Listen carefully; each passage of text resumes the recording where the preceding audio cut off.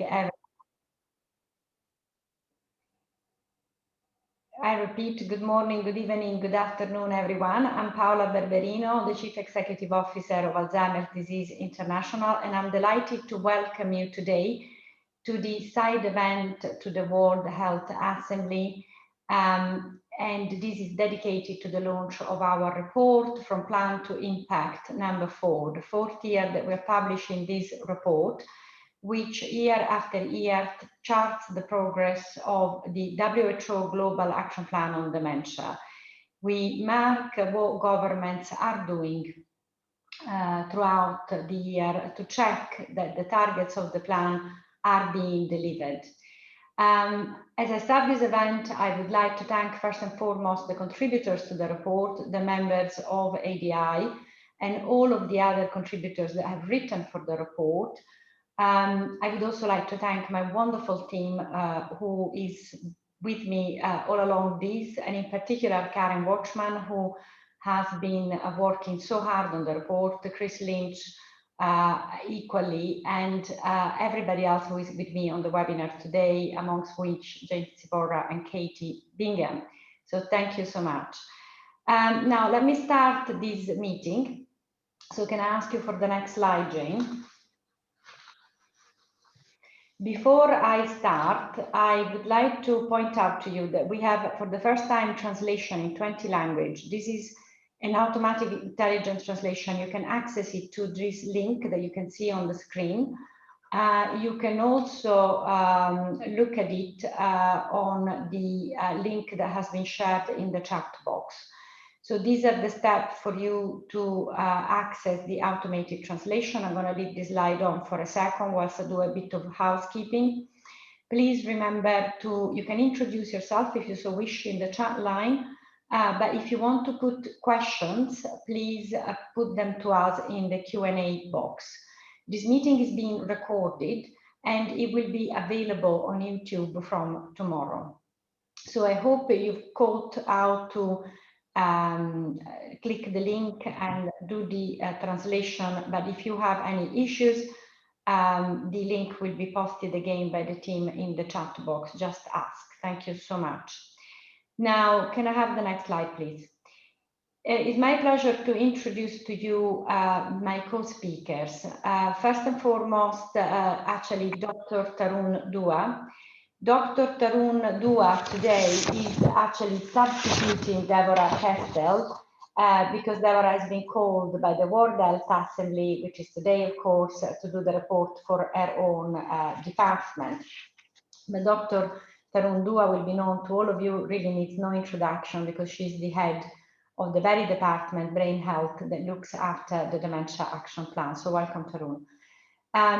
After this intervention, we will start the interventions from the various nations. And we have the honor to have with us Mr. Budi Sadikin, who is the Minister of Health of Indonesia. So welcome to you, Mr. Sadikin. It's an honor to have you with us. He will be followed by Dr. Mercy Mwangangi, who is the Chief Administrative Secretary of the Ministry of Health of Kenya. Dr. Mwangangi is going to join us shortly. She is the first representative of an African government to sit at this very panel, so it's an honor to have you with us. She will be followed by Dr. Miguel Gutiérrez Robledo, who is the director of the National Institute of Geriatrics at the National Institute of Health in Mexico, who will be speaking on behalf of one of the most populous nations of the world, like Indonesia, to have a national plan. So it's going to be an honor to hear what is happening with the national plan of Mexico. Following our three national speakers, we'll have an intervention for Professor Gill Livingstone of University College London. She's a professor of psychiatry of older people. Professor Livingstone has published one of the most interesting reports last year, and that is on risk reduction and prevention. That's a topic is very important to all of us. And we felt that this event was an important forum to start getting some of those messages out into the wider world. It's important that these messages don't just stay on a piece of paper. They have to be used by governments. Finally, Mrs. Kate Swaffer, the CEO and co-founder of Dementia Alliance International, will do the difficult job of trying to sum up for all of us what has been said by our speakers. After that, we are going to have interventions from the floor. Now, a few governments have already asked us to speak, and I will call on them. But of course, anyone is welcome to put questions. And I know we have representatives from over 20 governments. So if anyone else wants to say anything, please do let me know by saying something in the chat line or in the Q&A box, and we will pick it up and we'll welcome you to speak. This is going to be quite a fast-paced webinar, so please bear with us. We have quite a lot of people registered. I think it was about 700, so we're expecting about 300-400 people online from 104 different countries. Thanks to all of you for making the time. Next slide, please, Jane. Now, let me say a few words on Plan to Impact 4, our fourth proposal of the progress towards the targets of the WHO Global Action Plan on Dementia. Next slide, please.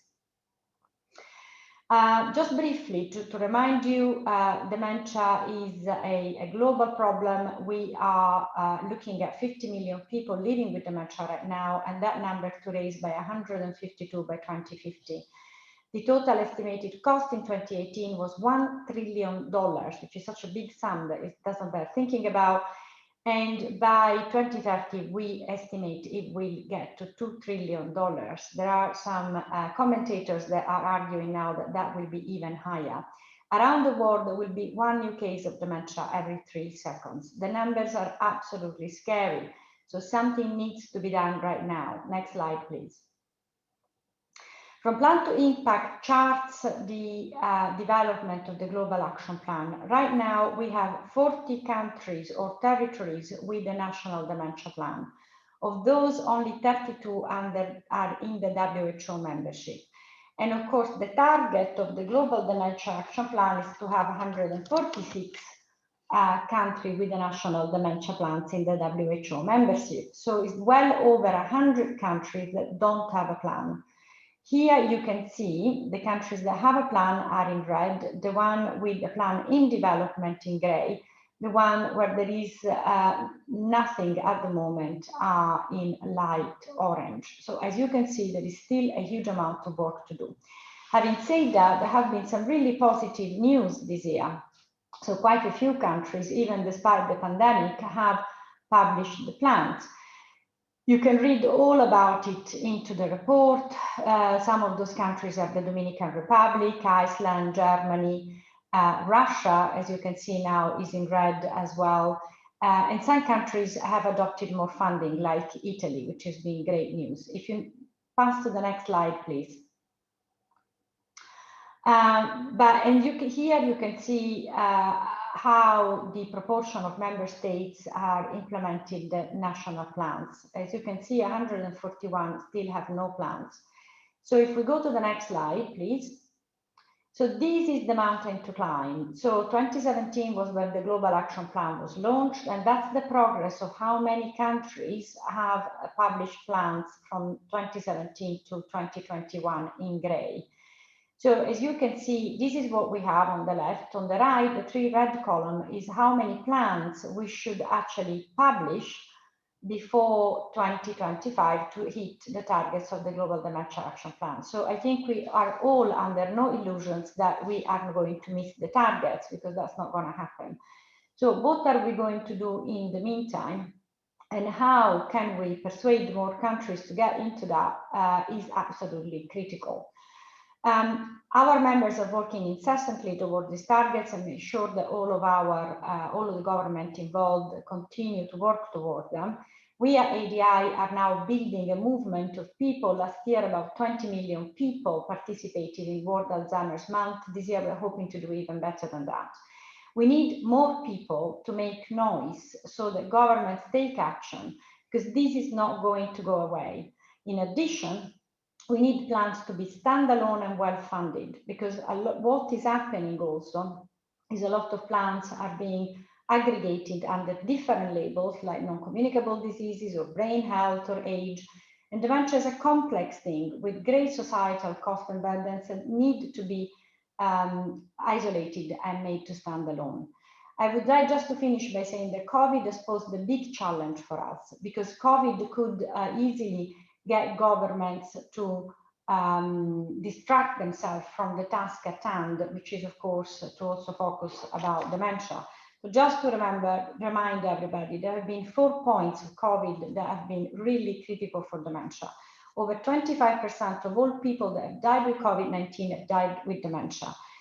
And I'm saying the conservative figures because some of the numbers that are emerging are even higher. A lot of people with dementia, that's point number 2, have actually suffered cognitive deterioration as a consequence of lack of social services and social distancing. So that's been another big problem. A third point is a lot of carers have reported a deterioration of their mental health as a consequence of the added burden of care during COVID-19. So that's been another big problem. And the last one, which is also very concerning, it is starting to emerge that there may be a connection between COVID-19 and an increase in cases of dementia, which is being started to be reported now. So there seems to be a direct link between COVID-19 and Alzheimer and dementia. So with that, I'm going to close the presentation of the report. I'm going to thank you all for coming to listen to this. And I'm going to hand the floor to Dr. Tarun Dua, who will give us a sense of the perspective of WHO into this. Tarun, the floor is yours. Thank you. Thank you very much, Paola, and congratulations to the Alzheimer's Disease International for the launch of their Plan to Impact report and organizing this important site event on dementia. So I'm going to start, Paola, since you talked about COVID-19 pandemic, let me start with that, yes, this is an important concern. And it is the biggest challenge of this century that is facing us today and will face us in coming years, be it the health systems, be it our economies, be it our society in general. And you have talked about the importance of this in relation to people with dementia. So I think that is one of the additional reasons that why we need to look at how we are doing in terms of our implementation of the Global Action Plan. We are halfway, as you rightly said, halfway into the implementation of the Global Action Plan on dementia, to which all countries signed. And what we are seeing is that today it needs a renewed concerted effort by all stakeholders. This requires, that means the engagement of us as WHO to start with, engagement of the countries, the ministries of health, engagement of academics, private sector, engagement of civil society organizations. So it's great to see so many people joining this event today. If we have to make any difference, and this engagement is important, if we have to ultimately make a difference for the quality of life of people living with dementia and their families. Rightly that we have made some progress, but we are very much behind in achieving our targets. There remains a lot that needs to be done. Very few countries have prioritized dementia in national policies. So we are looking at numbers not only in terms of standalone dementia policies, but also integrated policies and plans. And it's that the number is not very high. But additionally, in addition to policies, too many people with dementia, they continue to lack access to diagnostic and post-diagnostic services. And there is a high number of carers who remain socially isolated due to lack of support. And this is when we have heard about the commitment to dementia, for example, recently, not so recent, but in 2019, in G20 health ministers, they talked about the importance of dementia. So I think we need to do much more, and we need to take a stock of progress, not only for the policies, but for all the different targets and indicators to which all the countries have signed in. So I'm taking this opportunity to make an announcement that we will be releasing the global status report on the public health response to dementia in September this year to support ADI in its efforts to celebrate World Alzheimer's Month. The report will include the latest estimates on prevalence, mortality, costs, globally. And as I said, it will give us an idea of what is happening on the implementation around all the 7 action areas based on the data that we have from Global Dementia Observatory as well as other stakeholders. Dear all, just to say that if we have to build back better from the COVID-19 pandemic, we need to work together as a global community, leveraging the tools and the knowledge that we have at our disposal. COVID-19 meant that we had to work differently. We had to work in a different manner to reach people with dementia. So some of these examples are using digital tools. For example, WHO, it released the M-Dementia Handbook, which provides guidance on implementing M-Health programs. And there are 2 modules. One is addressing dementia risk reduction, and others is the support for carers of people with dementia. And I would encourage the countries as well as civil society organizations to have a look at to see that with the continuing COVID-19 pandemic in many countries, how such an M-Dementia program can be implemented. I cannot stress enough the importance of sharing information, and this is what is behind our knowledge exchange platform, which provides a space for stakeholders to share resources and to facilitate mutual learning. The resources are curated by people living with dementia, among other experts. And I think that's extremely important that we work together with people living with dementia and their families as we develop many of these resources. Last point that I would like to emphasize is about investment in research. So while we are talking about enhancement of policies, enhancement of service delivery mechanisms, we should not neglect the importance of investment into research and innovation.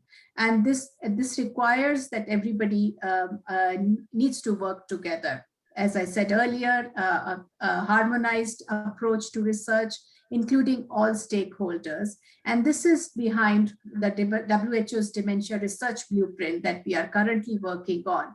And this is building on the impressive work from our group from WHO on the infectious diseases. So this is, I think, something that is new, something that is exciting. And similar to what we talk about preparedness, research preparedness for infectious diseases, we will be doing that for dementia. Let me thank ADI once again, and Paola and other members of at international level, at national level, for their partnership with WHO over the last so many years, and the effort they make in amplifying our messages. And it is with hope that I conclude by saying that it is up to us as a global community to work together to meaningfully improve the quality of life for people living with dementia, their families, their carers, and so that they can continue to live in their communities with respect and dignity while receiving the care and support they need and deserve. So thank you very much, Paola. Thank you very much, ADI, for organizing this event. Thank you very much, Tarun. I cannot stress enough that the department that Tarun heads has become a real ally, they're friends, they're working extremely hard to make this happen. And it's only together with all the other organizations in the world that we are going to make this happen. Only by joining ourselves as a movement will we make the life of people living with dementia and their families better.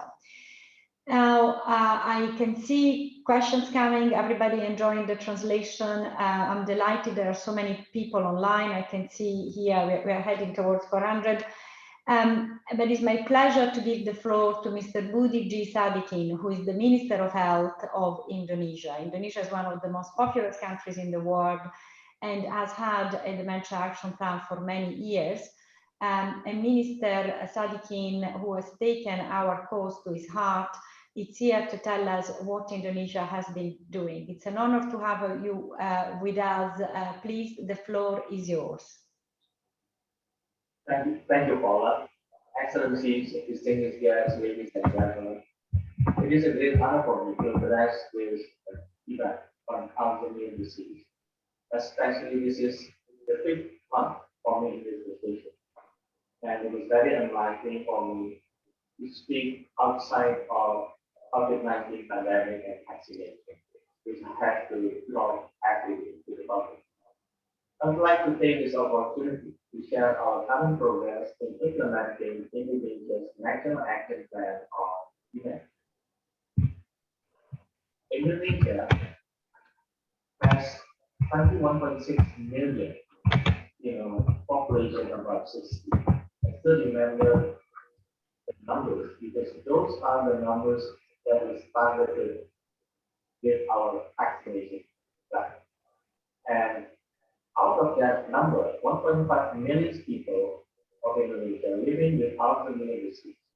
And by 2050, this number is projected to reach 34 million. This disease is one of the costliest diseases, not only in Indonesia, but every also in the United States.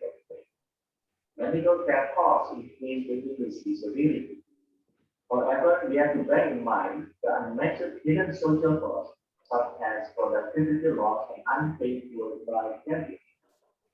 In Indonesia, the average per person medical cost of an Alzheimer's disease patient can reach up to $8,500 per annum. It is bigger than our average income per capita. It is only half of it. So the Alzheimer's disease for our country, the financial impact is bigger than Alzheimer's disease in our country.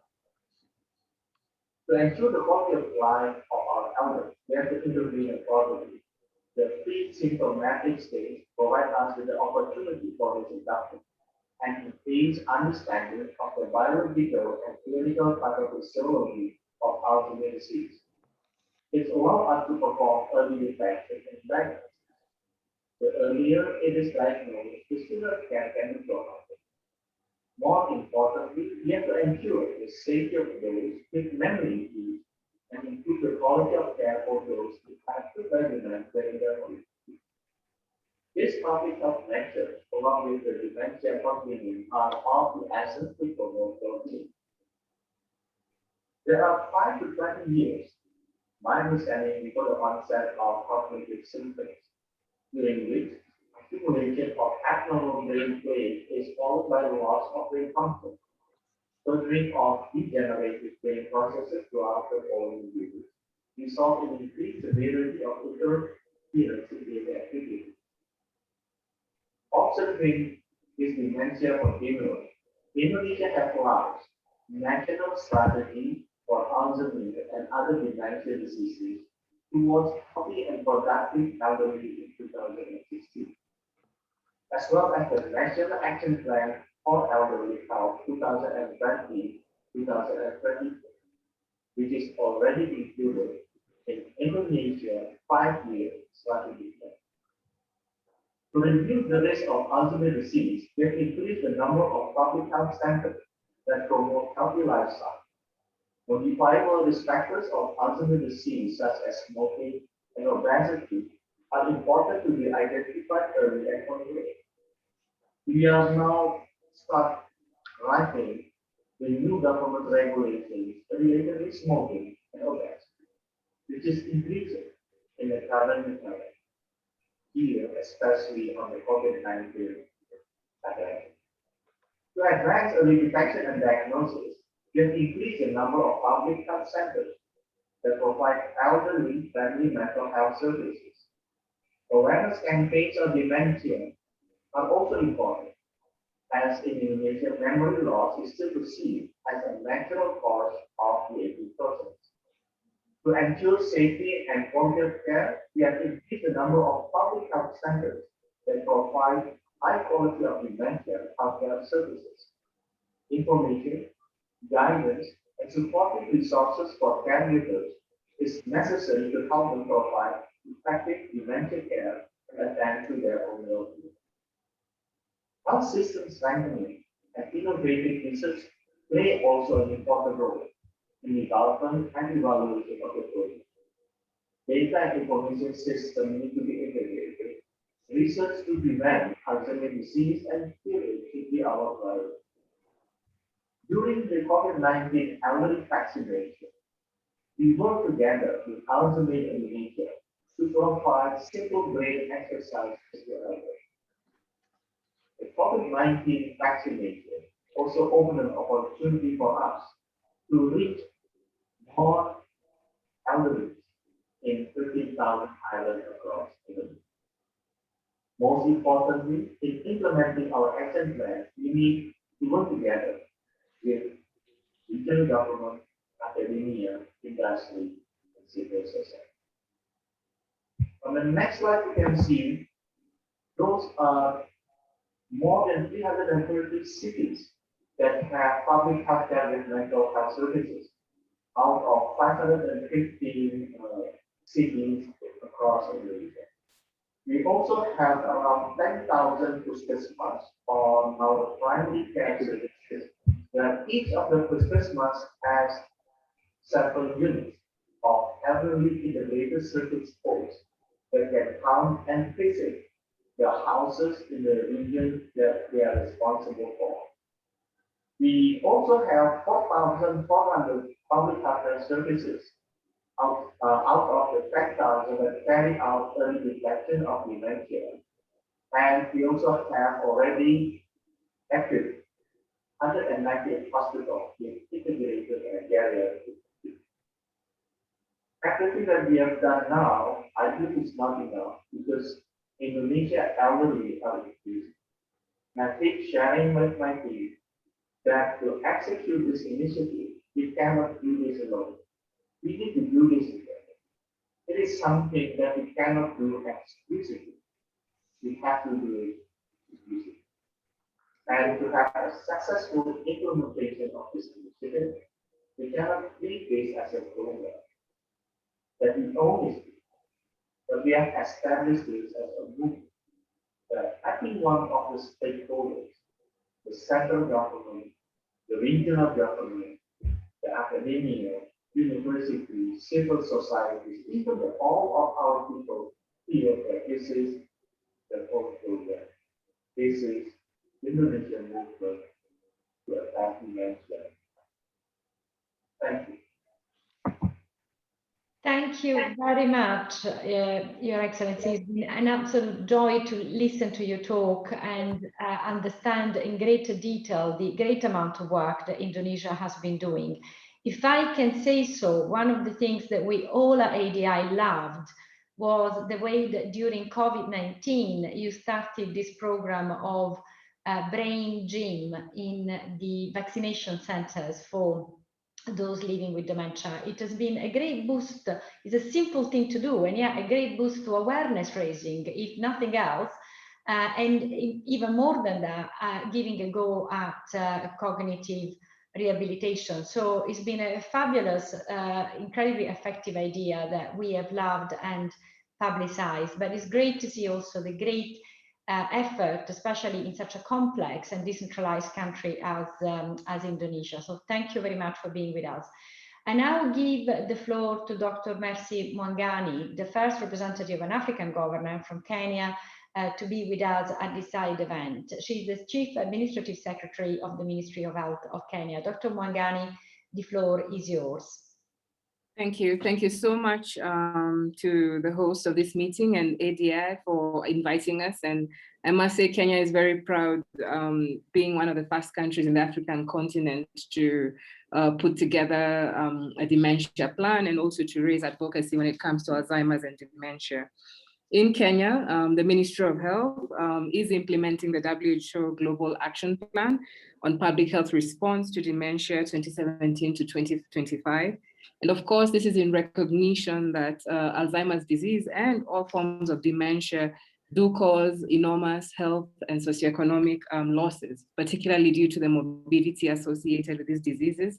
Of course, the premature mortality, as well as all the associated costs when it comes to providing care and support for patients living with dementia. I think it's important to recognize the costs that are also borne amongst caregivers, family members, particularly in Africa, who tend to be women and girls who stay at home, miss work, miss development in terms of participating in the labor force to take care of those who may have the disease. Kenya has actively, like I said, implemented the Global Action Plan by WHO. And one of the key things we've done in Kenya is that dementia is termed as a disease of public health priority.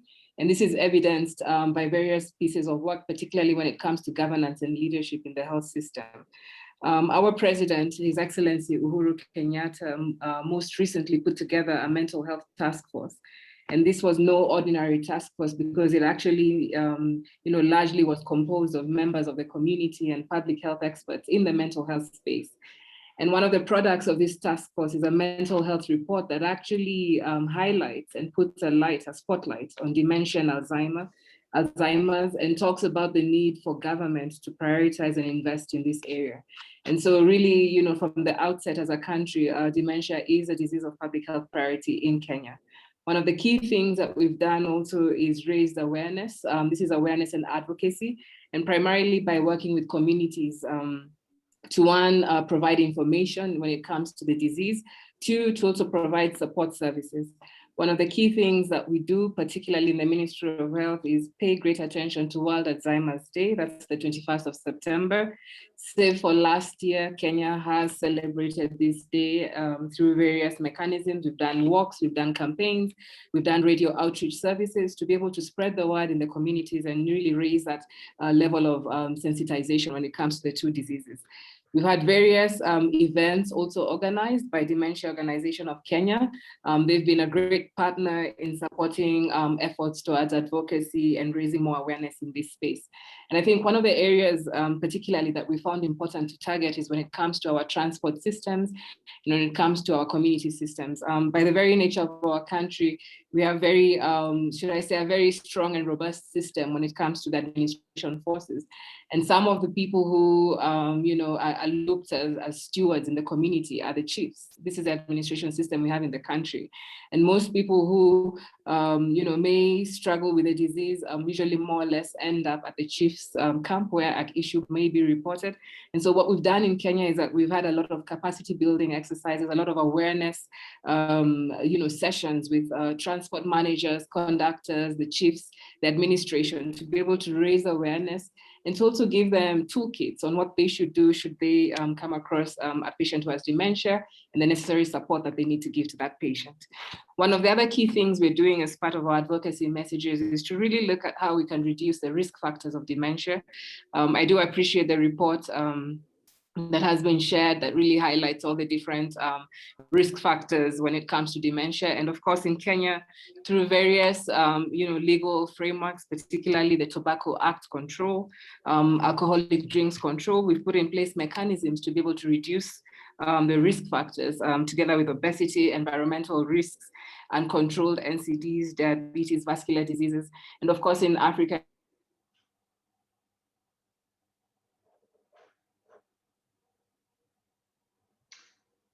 we may have an issue with sound.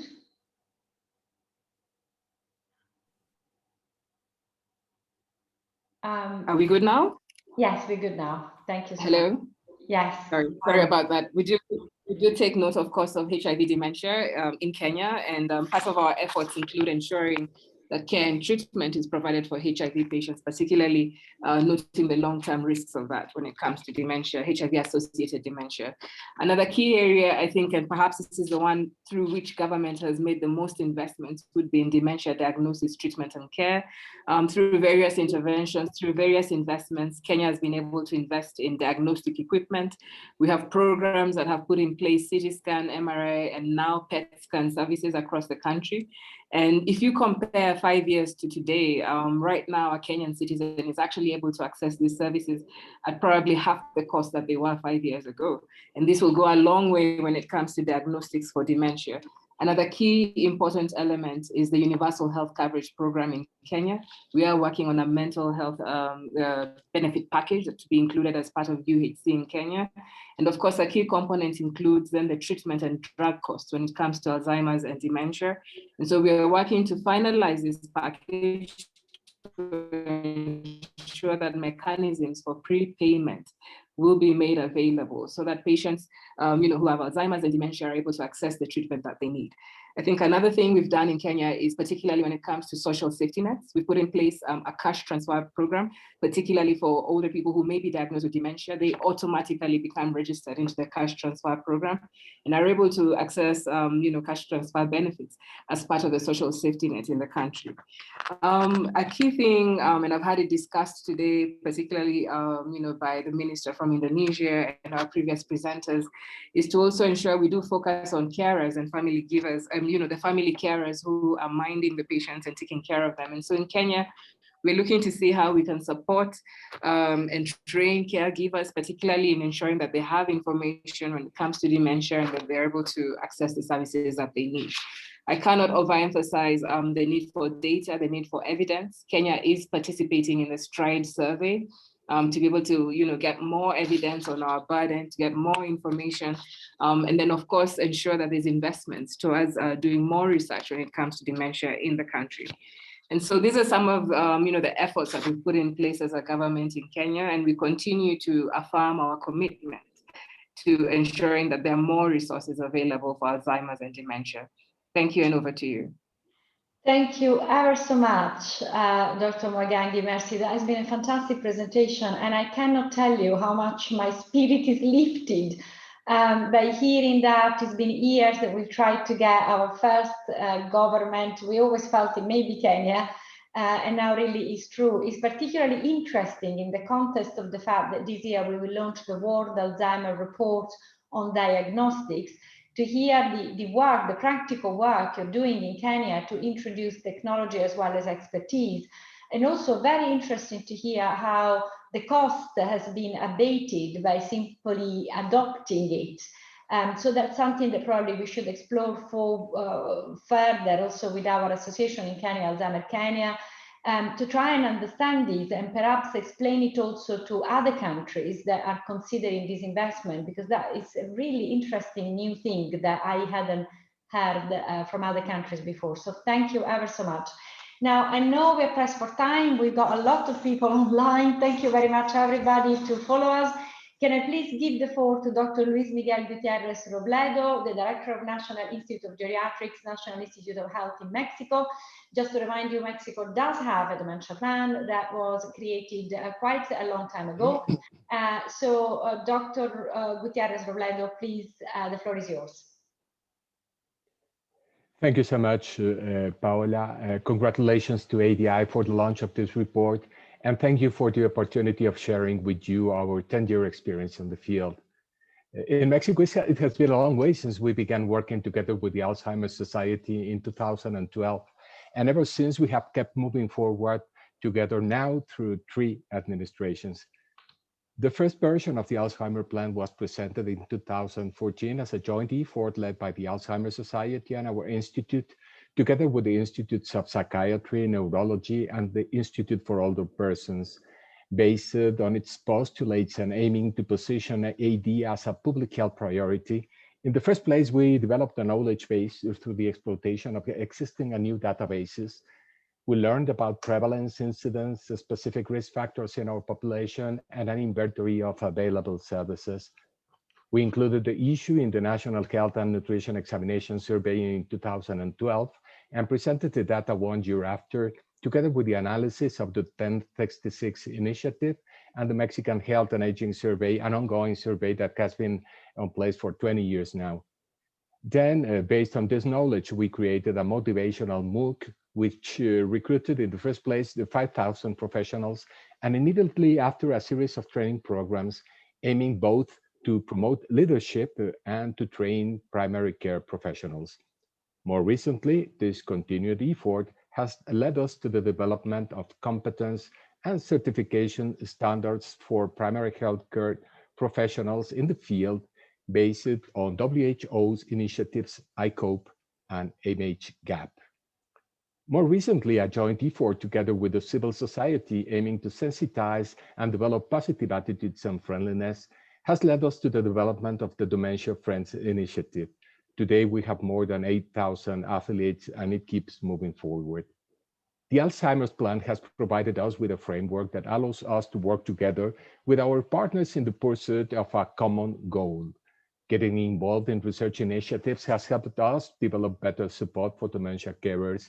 In particular, the STRIDE project has been instrumental, allowing us to develop a theory of change-based map that became our roadmap to move forward, and case studies that have helped us better understand people's needs.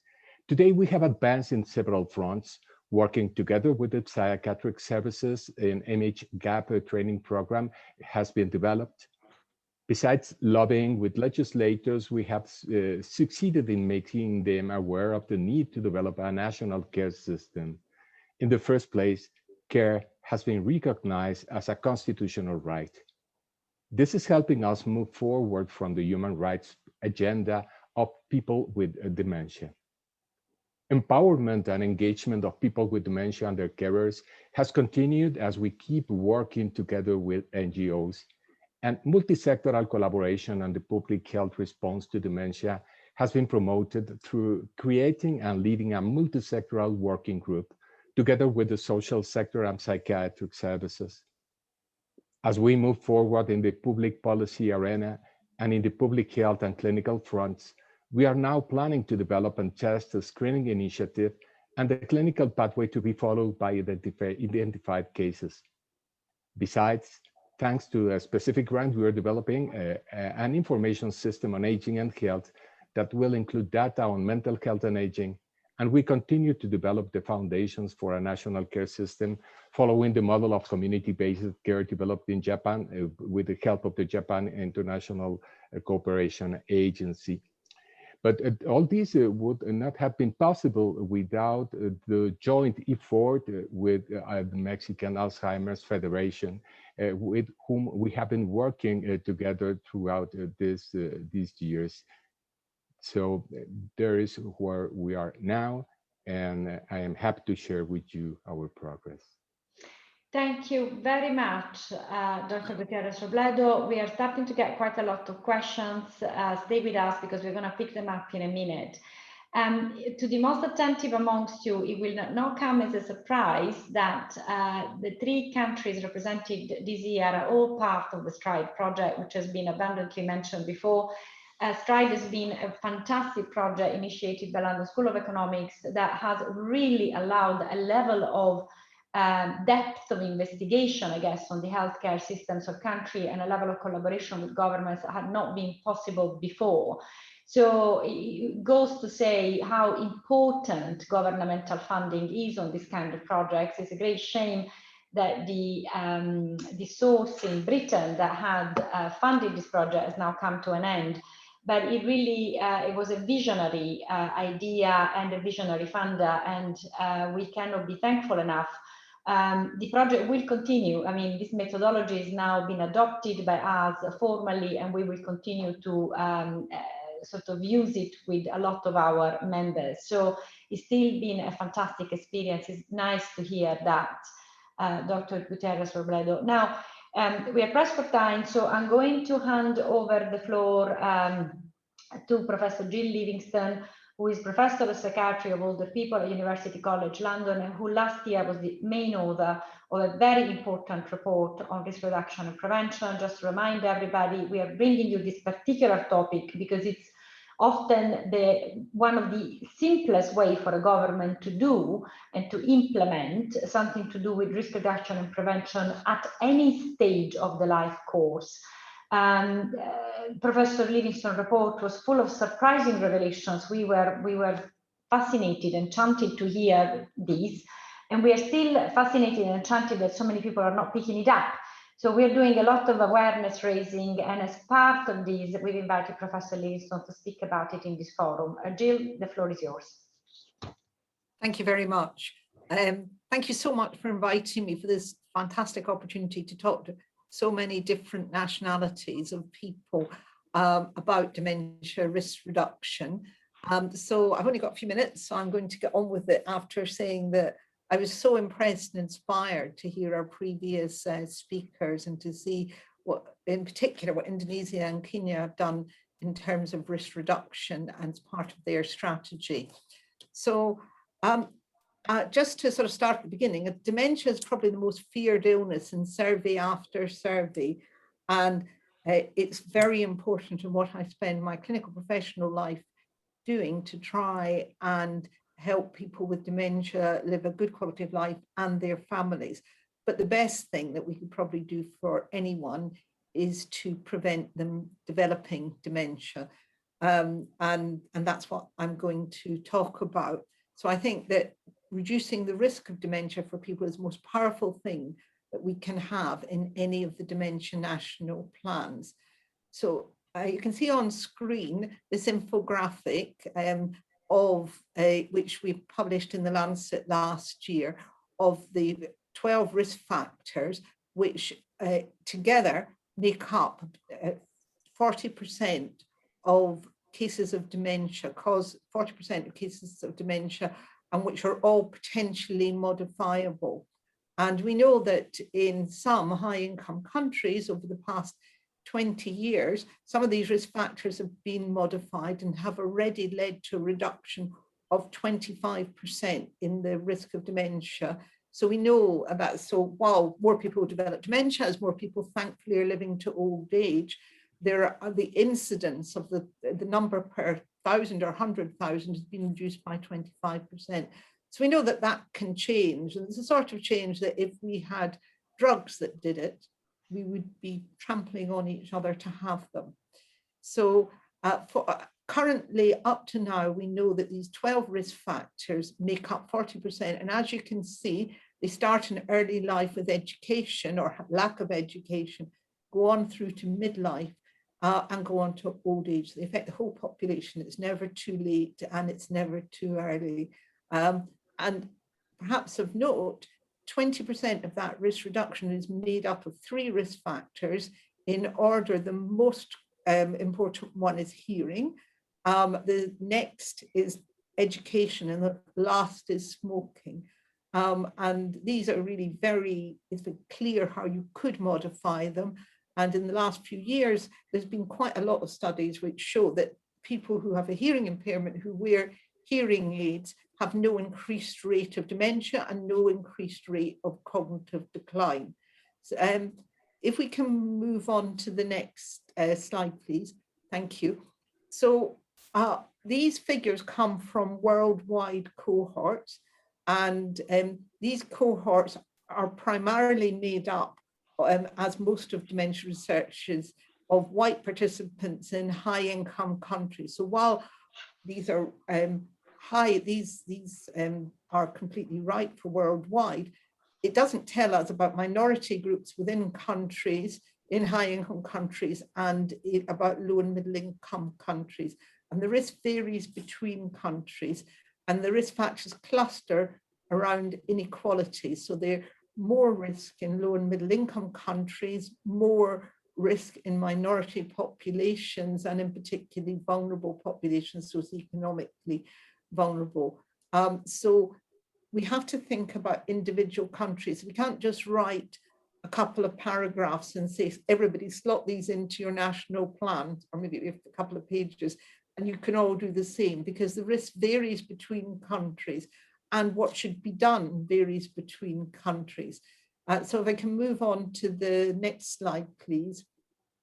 In particular, if we start with education, one of our recommendations is primary and secondary education for all, to be followed by lifelong learning. That's obviously available and compulsorily in some countries and not in others. Thinking about hearing impairment, in some countries, there is currently almost no chance of getting hearing aids. In other countries, they are massively stigmatized, expensive, and in all countries, they tend to be fiddly and difficult to use. We also have to think about prevention, about noisy atmospheres, about loud music, and how we can prevent hearing deteriorating so much.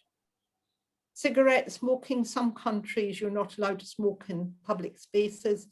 In other countries, you can smoke anywhere, and there has been an increase in smoking over years.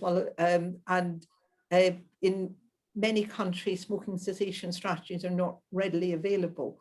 So again, you have to think about what's happening within the country, and do we need an individual or a public policy, or both?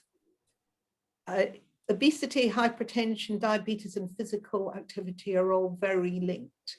And countries with healthy, affordable food, easy walking and cycle-friendly environment, or cities within countries, mean that people are much more likely to avoid obesity, hypertension, diabetes, because it's easy to have physical activity.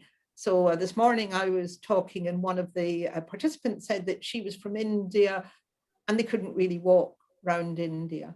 It was too dangerous. There wasn't very many pavements, and for women, going out walking was very difficult, and therefore they were much more likely to become obese and have metabolic syndrome. These are things that governments can change, on which governments can understand what it is in their country, what kind of exercise is accessible, what kind of exercise is acceptable, and how they can make the environment much less obesogenic. Even within the UK, where I'm from, it's quite clear that individual cities vary, and that people in one city where everybody drives to work are much more likely to be obese than others where people take public transport. And for us all, it's generally said that most people have put in about 10 pounds during the COVID epidemic because we've stopped moving. Traumatic brain injury is very important. It varies from country to country, depending on the safety of the roads, speed limits, cycling, whether people wear head gear for cycling, and whether they get sports protection. Again, it's something that individual countries really have to think about. I think how important it is in their countries. Lastly, because I haven't got much time, I just want to illustrate that air pollution is very varied between countries, and it's caused by a varying set of problems. So again, government have to think of driving coal and wood burning. But overall, my message is a message of hope. I think the most important medical advance for dementia, and maybe for anything in our lifetime, has been the possibility of preventing dementia, not something that when I started as a doctor that we even thought might be possible. It's both possible and happening in some countries, although not inevitable. It is the most important, the most feared illness of people aged over 50. It makes an enormous difference to that individual, it makes an enormous difference to their family, and a huge difference to society, because it's a very costly independent disease. We have within our grasp many things that we can do. There's much more research to find out more, but already we know a lot about what can be done, and the time to act is now. Thank you for your attention. Thank you very much, Jill, for that great presentation. You have had it now, education, smoking cessation, and quite a lot of other factors, but hearing impairment was one of the great surprises from the report. This slide that you are seeing now, it's the ADI produced infographic directly after Jill's report. This is something that a lot of our members are using. We do need to increase awareness globally of these factors, because they do make a difference very early on, and later in the life course it's never too late to do something to prevent, to help the risk. Now, I'm opening now the discussion. Thank you to our wonderful panelists. But before doing that, I'm going to hand the floor to Kate, who is going to give us a summary of what has been going on in the discussion. So Kate Swaffer, the CEO and co-founder of Dementia Alliance International and board member of ADI, is going to point us in the right directions. I know a lot of you have questions, but just wait another few minutes and then we will open it to everybody. In the meantime, can I remind, please, governments, if government representative want to take the floor, I have a couple of names already. Please do let us know in the chat box or in the Q&A. Thank you. Kate, the floor is yours. Thanks so much, Paola, and thank you once again for the invitation to join this panel at the important World Health Assembly side event, which you're hosting. As always, I feel humbled to represent the more than 50 million people living with dementia globally. It's been really inspiring to hear from our colleagues around the world and the progress it's being made. and also to have examples of such great leadership from Indonesia and the Asia Pacific and in Kenya and Africa. I guess, as always, my role is to be a bit of a devil's advocate, and I wanted to just highlight a number of issues that people with dementia particularly feel need to be considered in national dementia plans. There continues to be a lack of recognition in policy and in post-diagnostic support and services of dementia that it's a major cause of disability. There continues to be a lack of access to disability assessment and support, referrals to rehabilitation after diagnosis, although it's great to know that the WHO are currently developing guidelines on rehab for dementia. And there needs to be a focus on rights in national plans and a focus on stigma and discrimination, because all the time that I've been involved in this space, I haven't seen any change in the prevalence of stigma and discrimination anywhere in the world, in fact.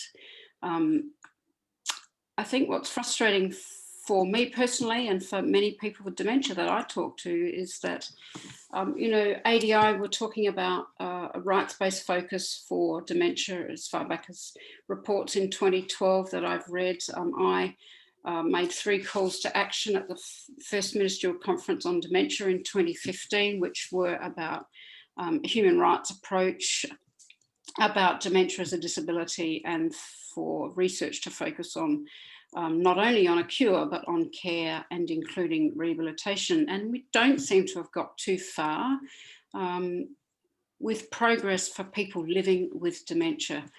So I think in summary tonight, we have made progress, but as Paola said, and as others have said, where Tarun said, we're well behind the 2025 target.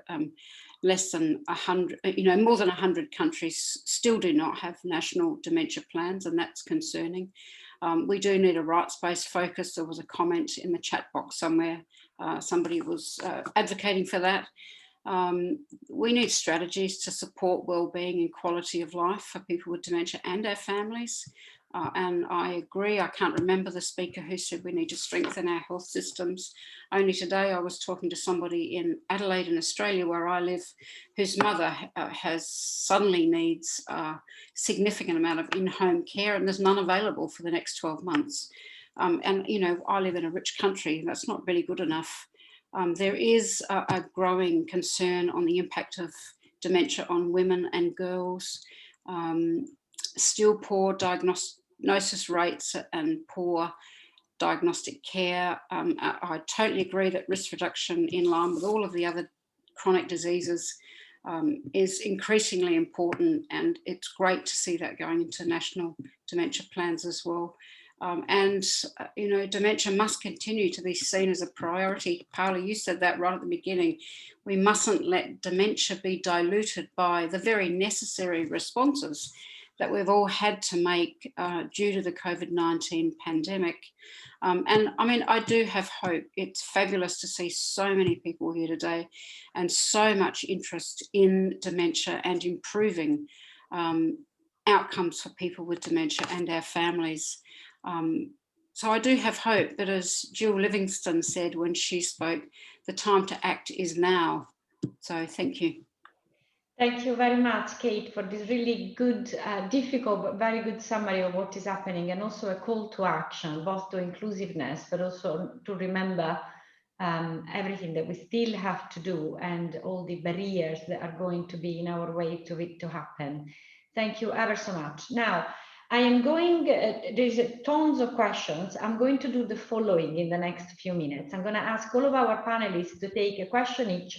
And I am going to give you an order in which I'm going to ask those questions. Can I please ask you to keep your replies to as short as you possibly can? I'm going to first ask a specific question to Minister Sadikin, to Dr. Mwangangi, and to Dr. Robledo. And then I'm going to hand the floor to Hanna Brulikova, who is going to make a floor intervention on behalf of the Czech Republic. And then I'm going to ask another 3 questions. So for the first 3, Dr. Sadikin, the question for you is whether, there is a lot of questions for you, but the one I think is particularly interesting is whether you can share with everyone, there's been 2 or 3 people asking this, the diagnostic pathways of Indonesia under the Dementia Plan. So something specifically about diagnostic pathways. How does the Indonesian population access diagnosis, and what is its availability, especially in rural areas? Thank you so much. Thank you, Paola. Indeed, Indonesia have established what we call posyandu lansia. That is an Indonesian word of like a mobile unit that is sent out of our puskesmas. Puskesmas is our primary health centers that are spread over 30,000 islands. We have 10,250 puskesmas or primary health centers, and each of them have 5 or 6 teams of posyandu. It is a small mobile team manned by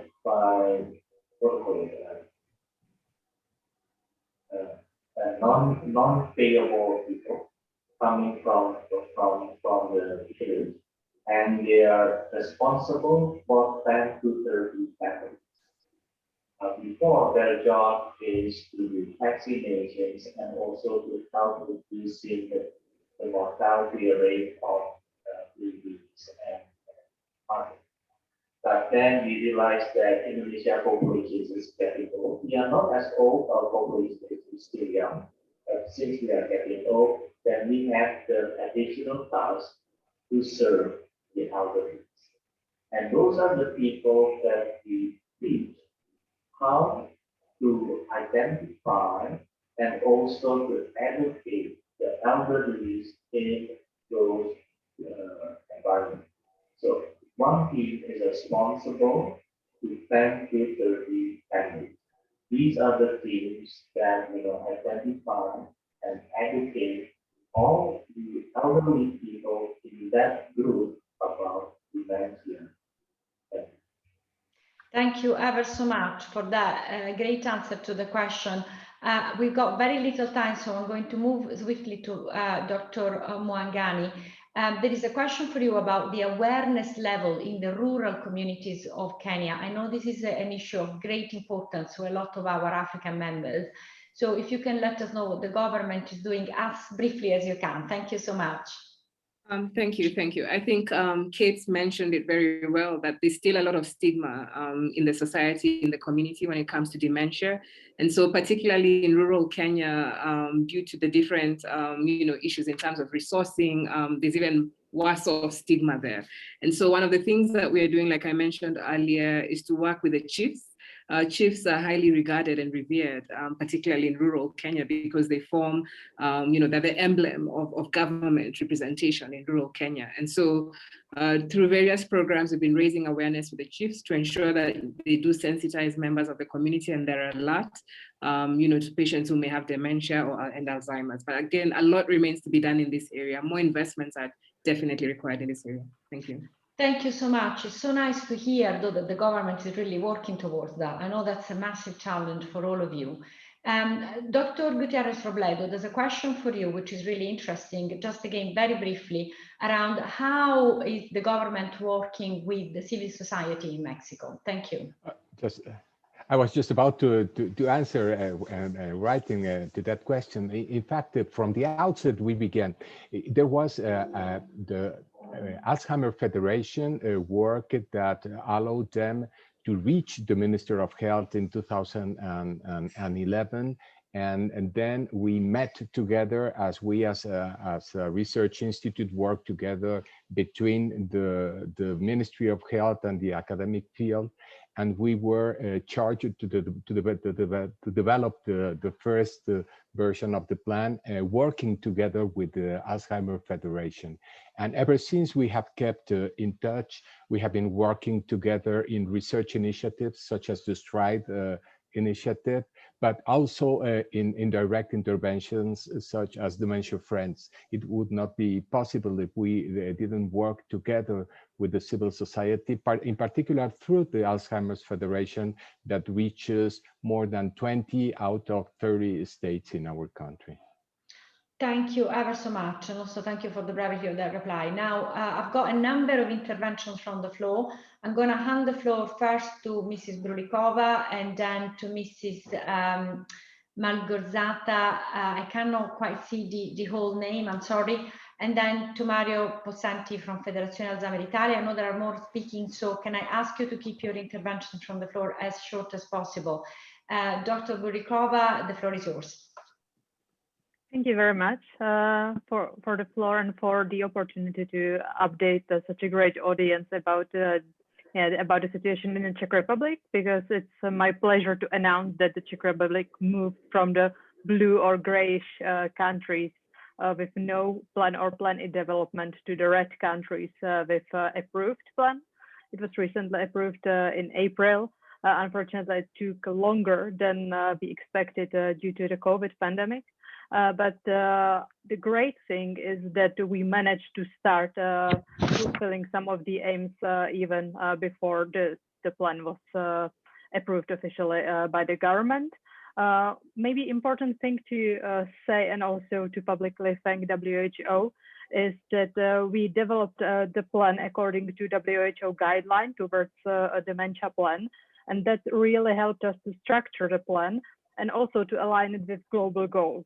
So we hope that this collaboration that goes beyond this particular guideline will help to speed up the process in the Czech Republic. The plan has five strategic objectives. The first one is to develop interdisciplinary recommendations and strengthening the network of health and social services. And one of the important sub-aims that already started is to introduce interventions for timely diagnosis, because in the Czech Republic, and I believe that it's the case all around the globe in many countries, that we have a really underdiagnosed or late diagnosed dementia. So we already started interventions with general practitioners to help to diagnose people timely. The second aim is to provide appropriate education to both professional and informal caregivers. Here we are again collaborating with WHO, and for the informal caregivers, we are adapting iSupport, which we find very helpful. The third aim is to set a system of continuous epidemiologic surveillance and a research agenda, because the main problem in the Czech Republic in the past years, and we already had one plan before, was that we had no monitoring about what's going on in the country. So this was really the first thing we did, that we conducted a situational analysis according to a global dementia observatory questionnaire, again developed by WHO, and this helped us to be aware and to set up the regular surveillance. The fourth aim is to increase dementia awareness and promote prevention. And the last one is to better protect rights of people living with dementia, because we now know that it's not adequate enough, and they are targets of many behavior that is not the best for them, and we are not protecting their rights accordingly.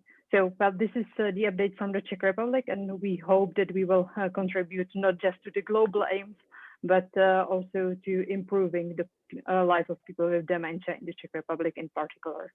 Dr. Brulikova, this was a fantastic update, giving us so much more detail about the Czech PAB plan. We are going to follow this up with you very, very shortly, but we are running out of time. Can I ask Dr. Malgorzata Michalska, the head of Senior Health Policy Division, Department of Public Health and Family, Ministry of Health, Poland, to give us her update. If you can, please, the floor is yours. I can only give you a minute because we've got a queue of governments wanting to speak. Thank you. Okay, thank you very much. Hello to all, delighted to be with you today. In Poland Ministry, the Poland Ministry of Health is responsible for coordinating the preparation of the dementia plan. Unfortunately, the coronavirus pandemic thwarted our plans to speed up work on the document. but this doesn't mean that no activities are carried out to prepare support for the dementia patients and their carers in Poland.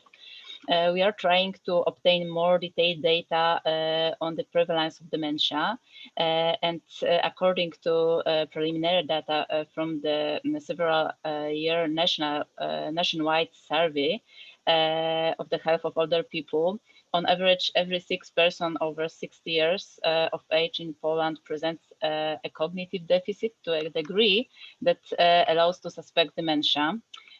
So we are trying to use the available resources, and we would like to improve the early diagnosis of dementia in primary healthcare, and additionally influence public awareness in this area through an information campaign. We also hope for a pilot launch of training and psychological support for carers of dementia patients. And we also plan to develop standards for daytime support places for people with dementia and their carers. And I have to say also that this year we have started the implementation of the second edition of Public Health Program, which addresses many of those dementia risk factors mentioned before, for example, by Gill Livingstone. So, the most important thing for us is the cooperation with non-governmental organizations that support people with dementia in Poland. So we hope that this plan will be realized. So in short, it's all. Thank you for your attention. Thank you very much, Dr. Michalska. That's a very important development from Poland, such a populous nation in Europe as well, that had not really yet declared the plan. So thank you so much. I now would like to call on the Honorable Tiny Ferbert, the Minister of Social Development and Seniors from Bermuda. Your Excellency, if you would like to unmute yourself, the floor is yours. Yes, thank you. Can you hear me? Yes. Yes, good afternoon, good morning to everyone. Just wanting to give an update in regards to Bermuda. The government has made a commitment to focus on a national senior strategy, which will include a dementia plan. This year, thus far, we have actually started something called a Dementia Care in Bermuda campaign, which has been quite well received in our community, where everyone has the opportunity to share how they are coping and living or caring for someone with dementia. I just first like to also thank the organizations, particularly in Bermuda, who have led the way and the path, promoting dementia in Bermuda, and that is an organization called Action on Alzheimer's. But what we have done with dementia care in Bermuda is we have opened up the floor in a public awareness and education campaign on what is dementia, caregiver, how caregivers can get assistance or an understanding for controlling frustrations, how to find hiring home health care, preventative measures, or how to find community care options.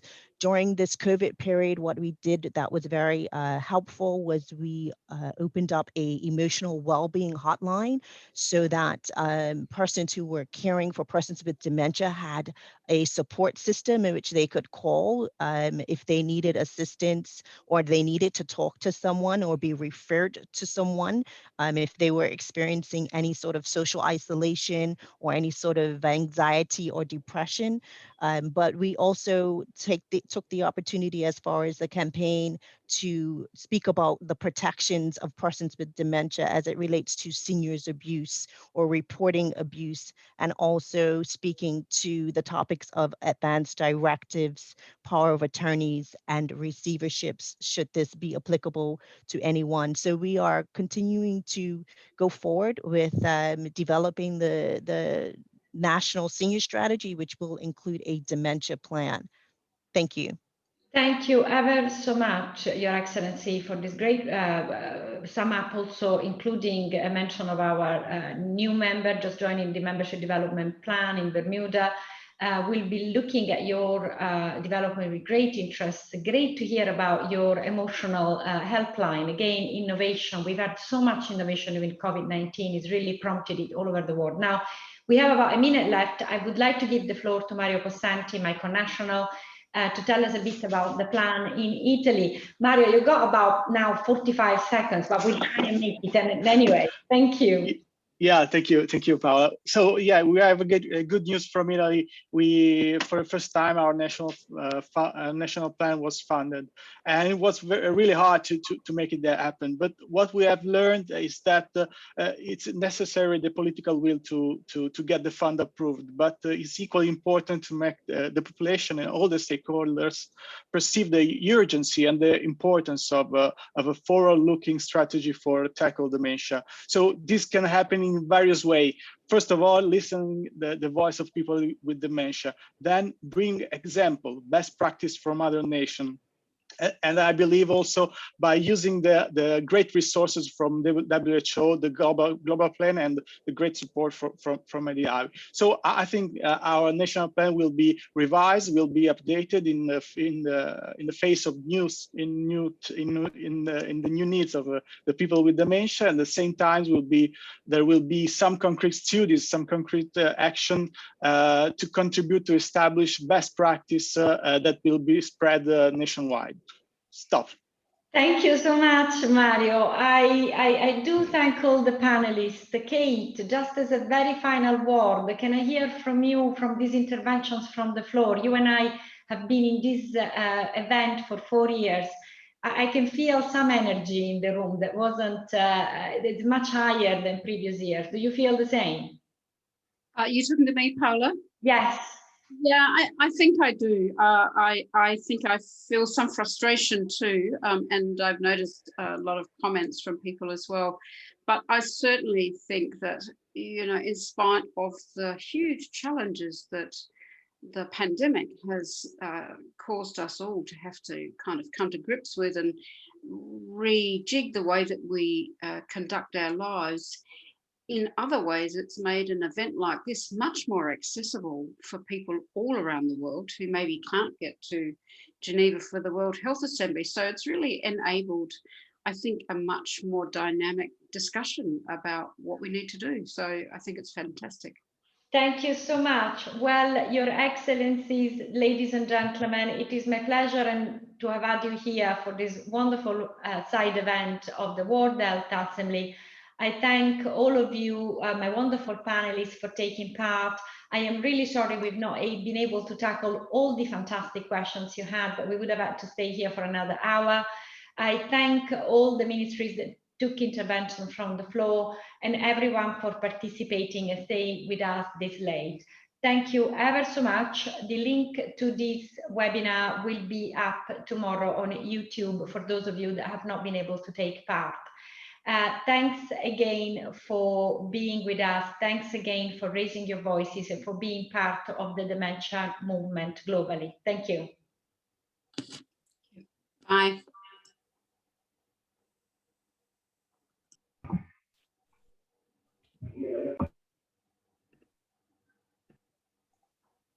Thank you.